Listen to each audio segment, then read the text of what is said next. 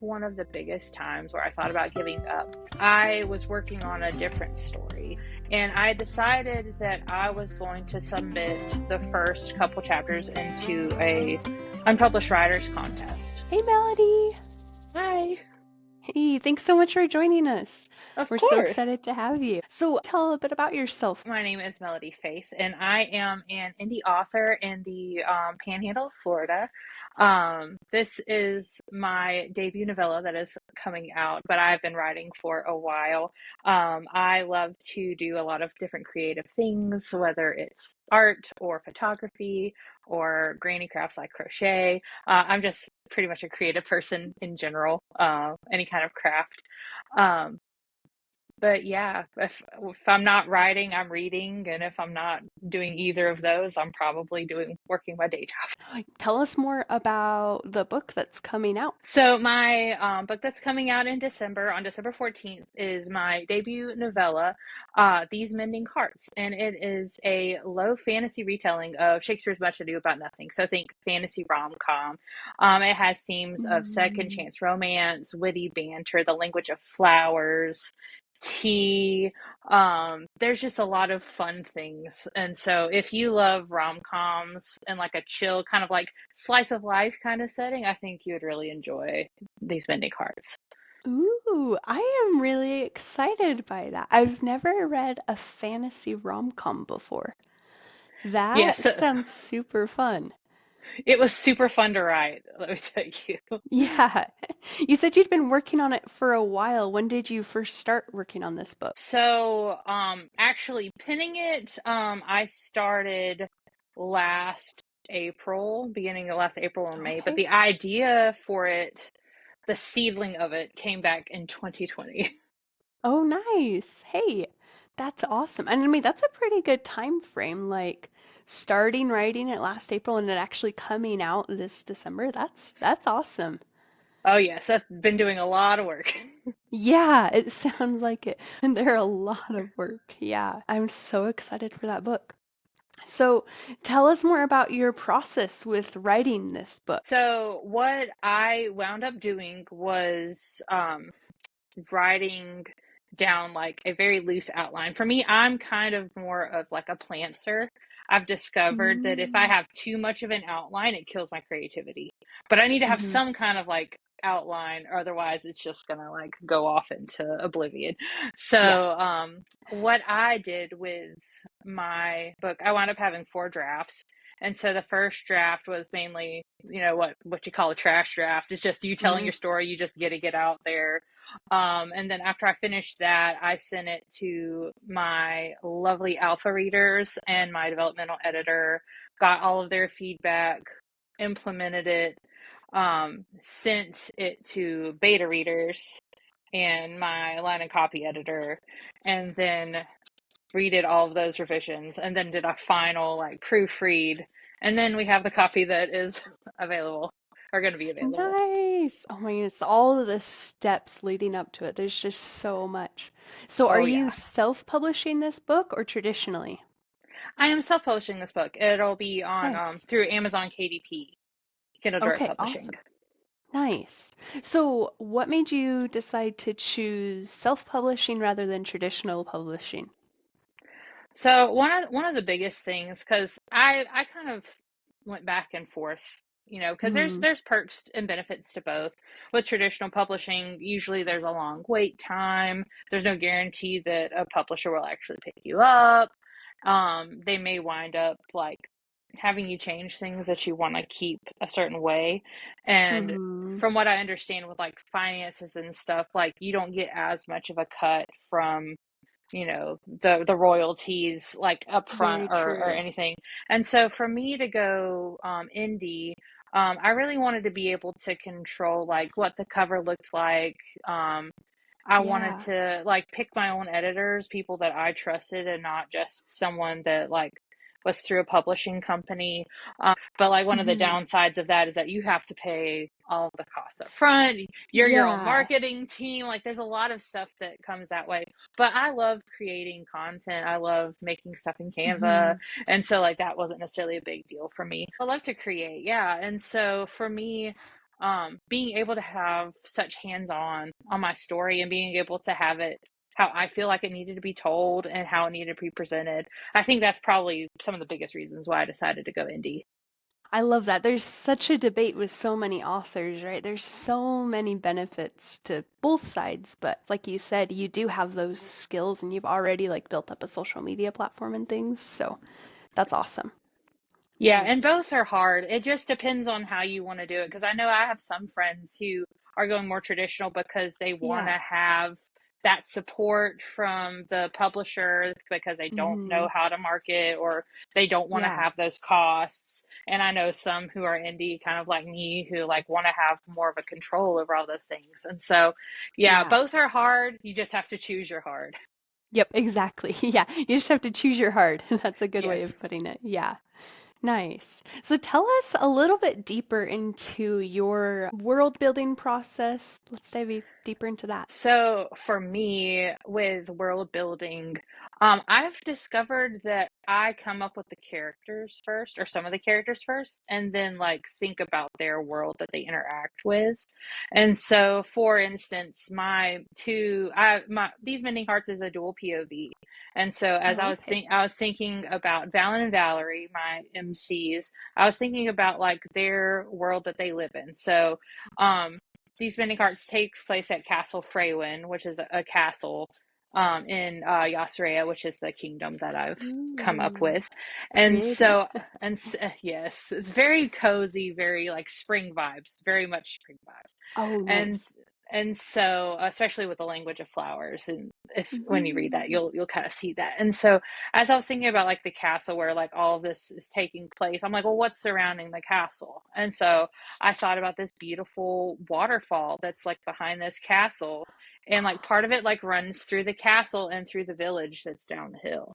And then I started thinking, well, if there's a waterfall, there needs to be mountains. And so like there's this beautiful mountain range that's behind it Mm. and thinking like about it from there. So like I start small and then like go circular like outwards building.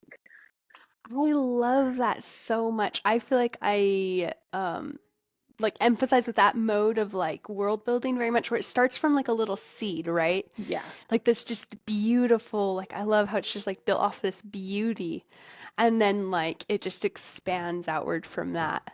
That's wonderful. And then also too, you don't get bogged down so much in like world building where you're like, well, oh my gosh, like I have to Uh-huh. think about like every single possible plant that they might interact with. Yeah, Like versus like, okay, they're on this walk, what are they gonna see? yeah, And so that way, like as you go, you can like keep track in a little Google Doc or whatever. Like this is the known plants, this is the known yes, animals, and I feel like tackling fantasy, I feel like that's much more doable than like some other ways. But each person is different yes, in their own creative process, and so you just kind of have to figure out what works best for you. yeah.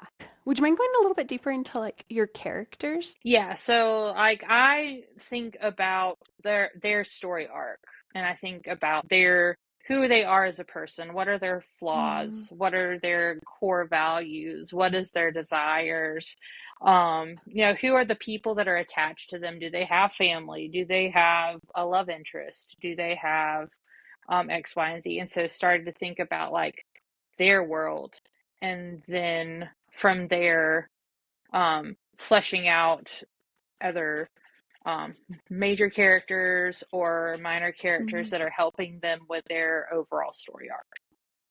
Nice. I love that. Now, can you dive a little bit deeper into your revision process? What does a first draft look like versus like what does your first edits look like? First draft is usually pretty rough. Yeah. Yeah, I've found that like sometimes it's just really hard to get my thoughts on paper and like organize Hmm. them. And Yeah. so usually the first draft, I got most of the plot there. I might have some little like Cliff's notes of things of like I want to expand upon this later. But usually the first draft, I'm just trying to get the story out and trying to get as many details as I can on the page because you can always go back and add more or edit something out. But you can't edit something if there's nothing there. I sometimes like to work in layers, but sometimes I just start from the beginning and just like reads like scene by scene, chapter by chapter, and like fix all of the problems at once. Probably not recommended, because I know I have some friends who do like layers of edit, so they'll go and edit Mm, all of like the emotions based on like the five senses. So like, what are all my okay. characters seeing right now? What are all my characters hearing right now? And how do I convey that to the so that the reader understands that? What are the characters smelling? And so Oh, like I might incorporate that a little more into future books. But I think for these Mending Hearts, I think I kind of like went section by section and like yeah. kind of like did like a hyper focus on those sections. That's awesome. So how many revisions did it take of this one for you to feel like you were ready to kind of start sending it out, like getting like your beta readers and different your editor to read it and things? After my first draft, I had a couple of really close friends who were my alpha readers, and so Oh, perfect. I trusted all those ladies. Some of them were published authors, and some of them aren't, and some of them are just readers. And so I Mm, wanted to get a little bit of a variety of feedback, but for like an alpha reader, I wanted to pick a couple of different people, some who had since this is a retelling of Shakespeare's Much Ado About Nothing. I had some people who were super familiar with the play. I had some people who weren't. I had some mm, people who were vaguely like familiar with Shakespeare, but not necessarily the play. And so, mm-hmm. and then having the readers, writers, and authors, like having that combination, I felt really helped me. Getting in their feedback helped me see like where my bigger problem areas were and how I needed to fix those moving forward. Nice. Oh, I love that. How did you Yeah. handle their feedback? So one of the biggest things that I did was try to remind myself that their word is not law, and remind Mm-hmm. myself that like at the end of the day, the story is my story. And so what I feel needs to make the story better is what I will take. So taking all of their feedback with a grain of salt, and if a lot of them were saying the same things about a certain character or a specific plot point, then I might be like, okay, this is probably something that I need to fix or work on. But I think like the biggest thing was just reminding myself that like because I'm going indie, like this is my story. What do I feel like is helping move my story forward? What is helping my characters be richer and more believable? And then taking those things and then implementing the feedback. I love that.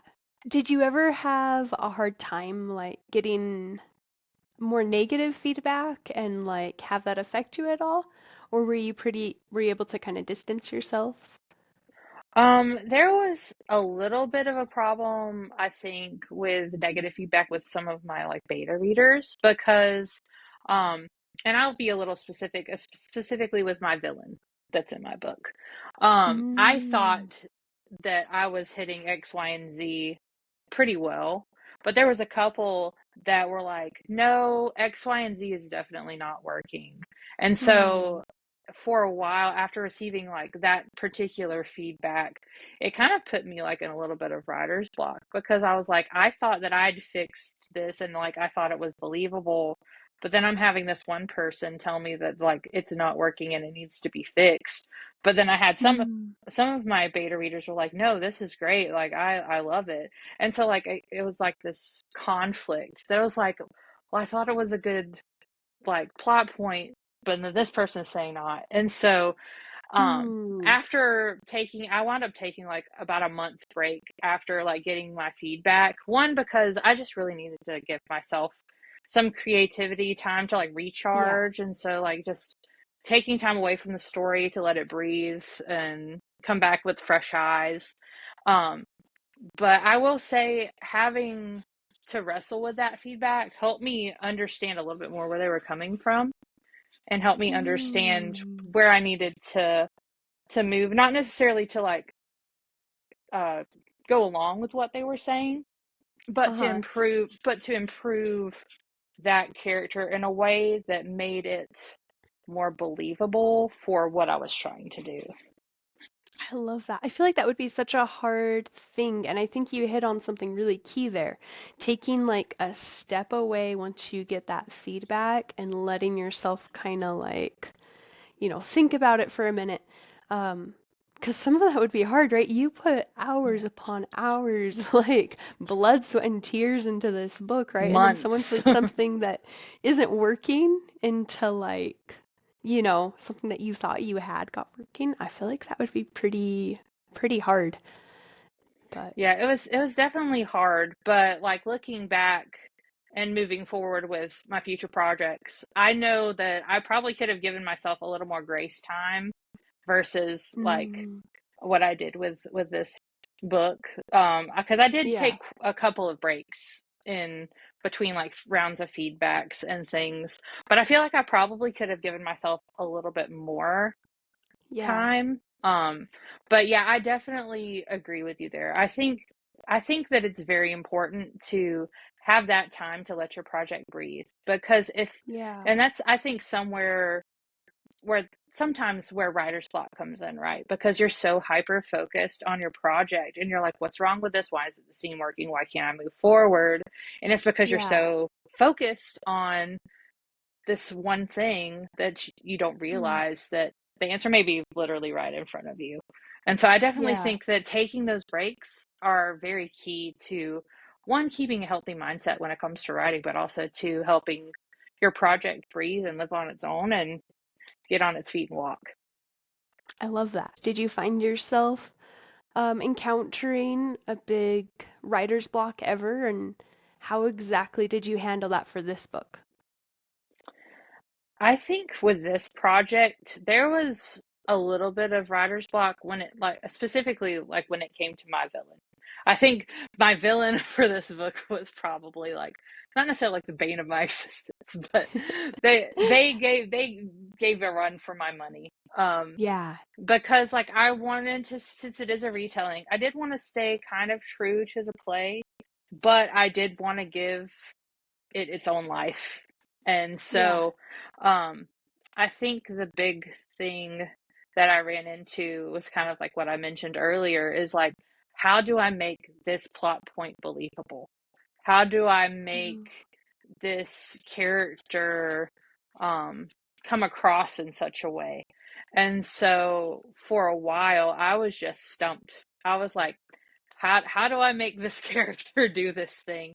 And I think the biggest uh, thing that helped me with my writer's block was one, taking the breaks, like I mentioned, but also two, reminding myself why I started, who I'm writing this book for, what's the purpose of this book, why is it important that these characters do these things? Why is it important that these characters believe these certain things. And so just going back to basics and just reminding yourself like why you started.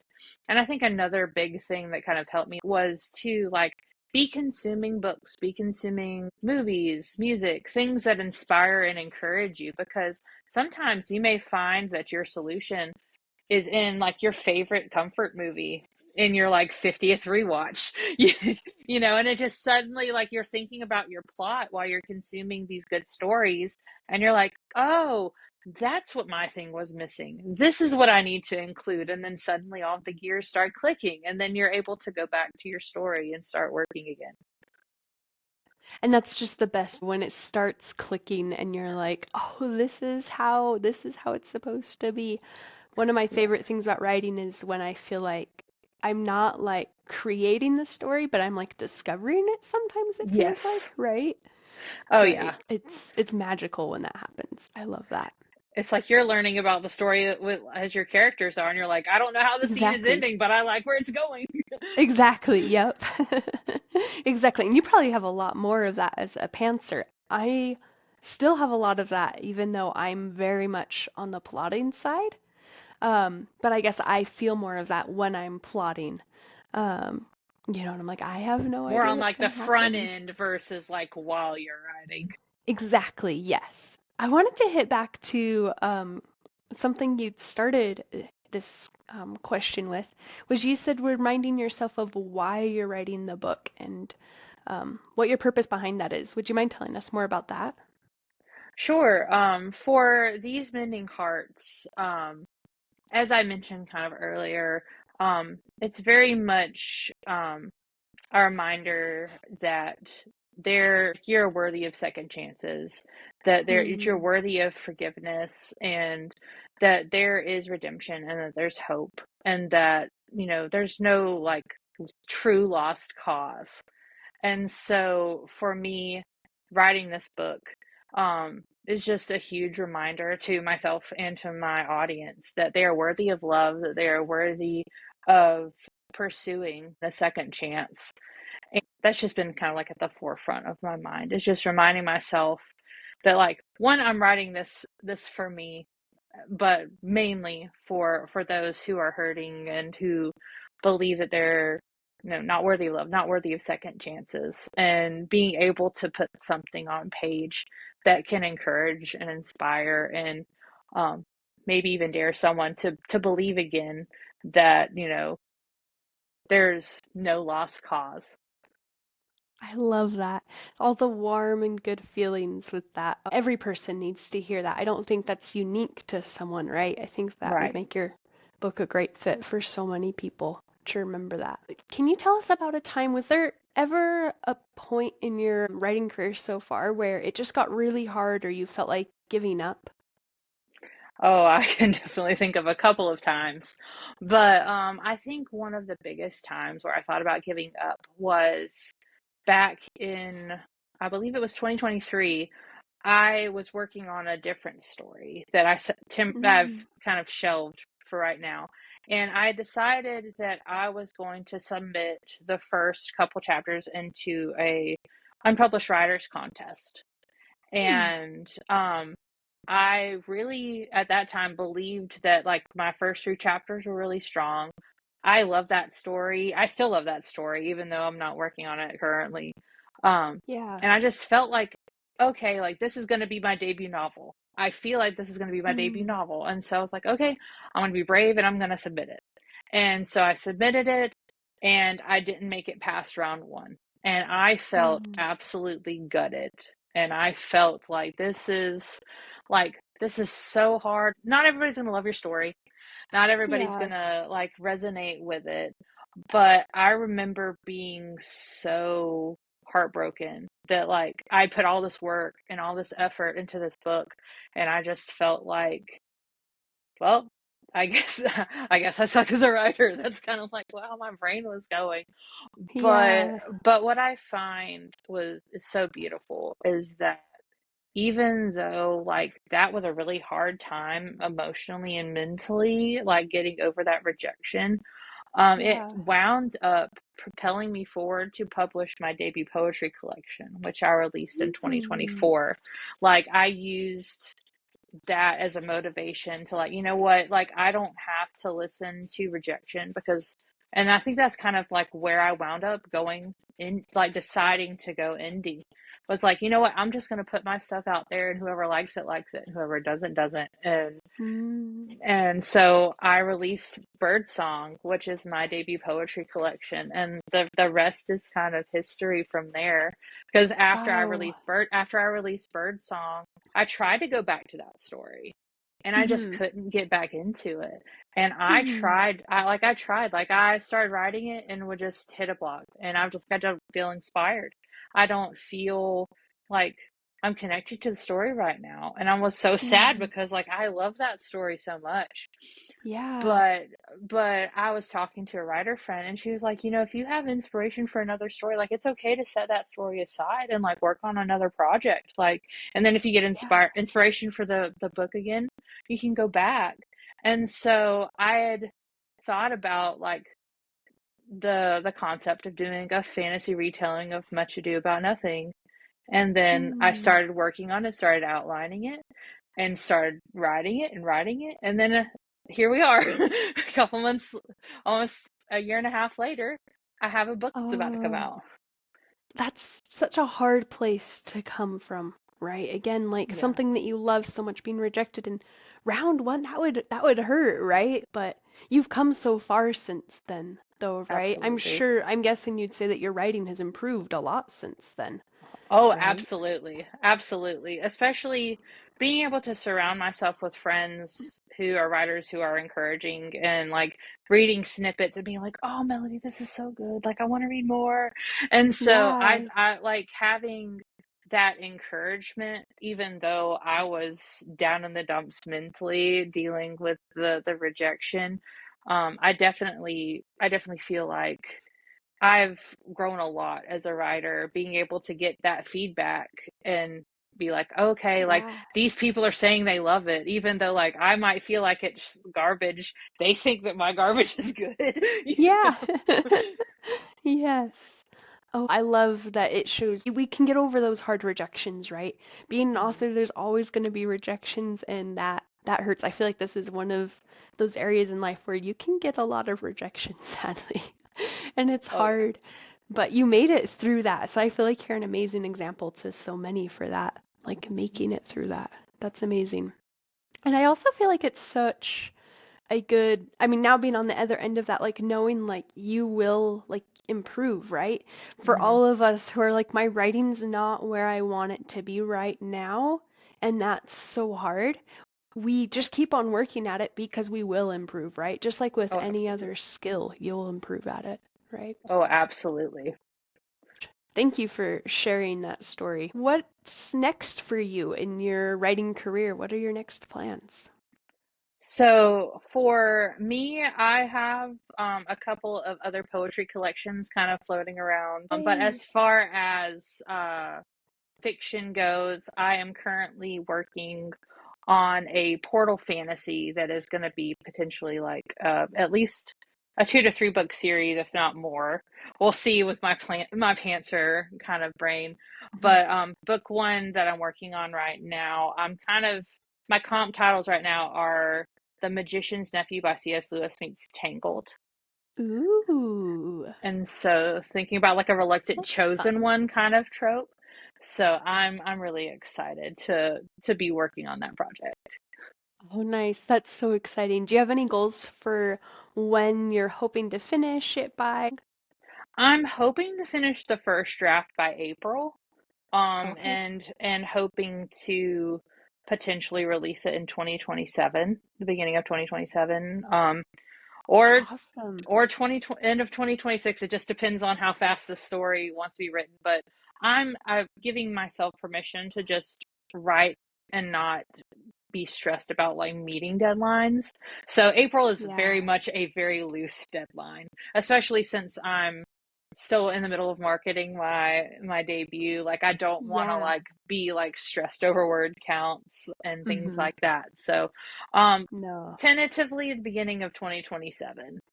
Nice. Oh, that's exciting. We'll have to look out for that around this. Well, do you have any words of advice for new or aspiring authors? I think there's a couple of things. I think number one is don't give up and don't listen to the lies that your brain tells you that you're not good. Because I think sometimes we're our own worst enemy and our own worst critic. And so when you're looking at your Word doc and you've been staring at it for months and months, you can see all of the microscopic flaws and you can see wow, this is trash, this is garbage. And I think that's why that there's that important of like taking breaks is that if we're Mm, so hyper focused, like all we can see is the flaws and we don't remember why we started, why we were working on this project. So I think the biggest mm, thing is to just to not give up, to keep going, keep writing, and to just write the story that's on your heart. And I think number two is comparison kills your creativity. It absolutely kills your creativity. And so it is so easy to just be like, wow, this person is an amazing writer. My writing is trash. And yeah, so, um, if you're reading a published novel, you have to remember that they've gone through several rounds of edits. Like we were talking about earlier, like this novel has gone through proofreaders and beta readers and all those different levels. And so, like, it is professional and polished and like as good as it's going to get. And so, yeah, you have to remind yourself that, like, you're working on draft one, you're working on draft two, or whatever draft. And so, keep writing and working on the story that you believe in, and don't focus so much on like comparing yourself to other people, because each person is unique. Each writing style is unique to that author, and that's why there's so many beautiful books out here to cater to so many different readers. And so I think the biggest thing is to be your own like best advocate. Believe in yourself and your writing ability, and know that you're not alone. You have a community if you want to reach out, especially like on Instagram. And I think that's another thing, kind of like segueing into like a third thing, is build yourself a writing community. And I know it's kind of Mm. easier like said than done, but there are so many wonderful, awesome writers that are on Instagram that are not published yet that would love to like be critique partner with you, or just come alongside you and encourage you. So I think finding a community that will champion you and will be there to support you, I think is such a huge blessing and a necessity when you're dealing with writing. I love that. Oh my goodness, you hit on so many good points. That was wonderful, especially emphasizing that don't compare. I can't tell you how many times I've, done my writing in the morning and then I've come back and read my book and I'm like, whoa, like what am I doing trying to write, Like I should Right, just give it all up now, right? But right. I love that. Just making sure you keep in mind, right, that that is like, a book that's gone through tons and tons of edits and probably by someone that's been writing longer than me too. Right. You know, and so keeping that in mind. I have a quote on my wall right here that says, "The greatest prison people live in is the fear of what other people think." Ooh, Because that's a good one. I have to remember that while I write.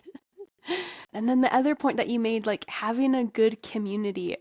I mean, if you paid attention to our name for our channel, it's the Writing Village, because I feel like it needs to be a village, right?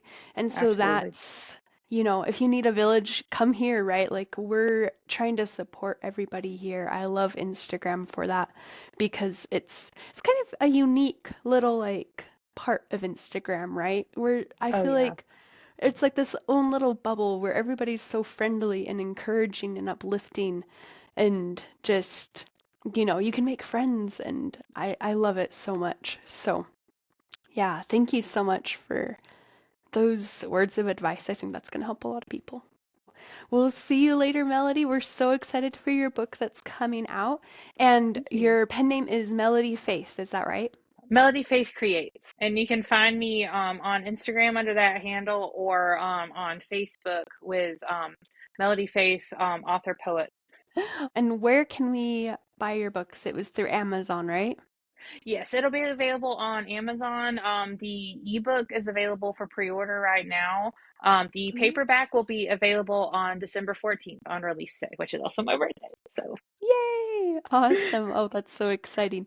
So I will attach those links in the description below too. And we're super grateful to her for being willing to do that for us and be our author of the month. It's so exciting. Thank you so much, Melody. thank you. It's an honor. Thanks. We'll see ya. Bye. Bye.